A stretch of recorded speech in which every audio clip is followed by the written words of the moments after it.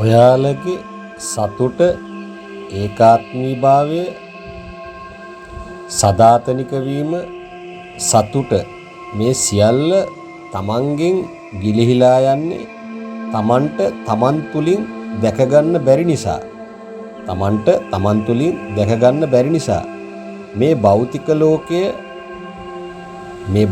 ලෝකය හැම වෙලාවකම සත්‍යක් කියලා ඔයාලා ඒකත් එක්කන් ඒකාත්මික වෙන්න යනවා. ඒක ග්‍රහණයට ලක් කරගන්න යනවා. ඒක ඔයාලගේ කරගන්න යනවා. යම්කිසි දෙයක් යම්කිසි වස්තුවක් තමන්ගේ කරගන්න කියන හැඟීම තුළ තමන්ගේ අර මම මුලින් කියපු ටික තමන්ට මුණ ගැහෙන්නේ නැහැ. තමන් තුලින් දැක ගන්න නම් තමාගේ ඇතුළාන්තයට ඇහුම්කන් දෙන්න.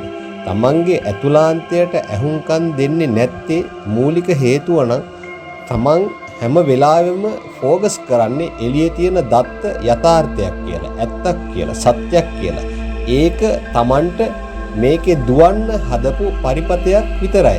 ඒ පරිපතය තුලින් තමයි තමන් ඒක දැක ගන්න ඕනේ. ඒක අධ්‍යයනය කරලා මේක මායාවක්, මේක මිරිඟුවක්, මේක බොරුවක්, මේක අවිද්‍යාවක් කියලා. ඉතින් ඒක දැක ගන්න නම් ඒ භෞතික ලෝකය කියන ඒ භෞතික වස්තුන් චලනය වෙන විදිය බලන්න. භෞතික වස්තුන් චලනය වෙනව නෙවෙයි, ඔබගේ මනසේ ඒ දත්ත චලනය වෙන්නේ. මනසයි චලනය වෙන්නේ. ඒ මනසේ චලනය වෙන එක Tamanට අඳුන ගන්න බෑ. Taman එළියට අත දාන නිසා. එළියේ දත්ත කියන ඒවා ඔයා හිතනවා ඒක ඇත්ත කියලා. ඒක මගේ කියලා. ඒකට ලොකු වටිනාකමක් දීලා ඔයා ඒකත් එක්ක ගැටෙන්න යනවා. අන්න ඒකයි කියන්නේ. අර ඇතුළ හරි නම් එළියත් හරි.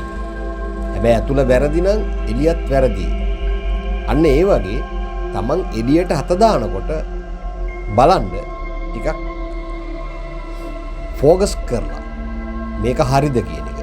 ඔයාට කවදාවත් සුළඟ අල්ලන්න පුළුවන්ද? ඔයාලට කවදාවත් සුළඟ අල්ලන්න පුළුවන්ද? සුළඟ දකින්න පුළුවන්ද?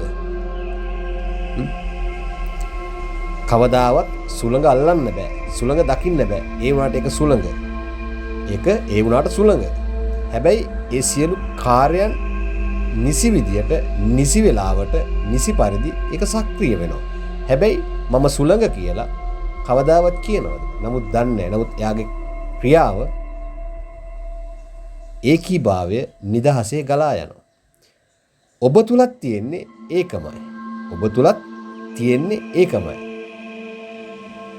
ඇතුළාන්තයට මදක් නිහඬ වී ඇහුම්කන් දෙන්න.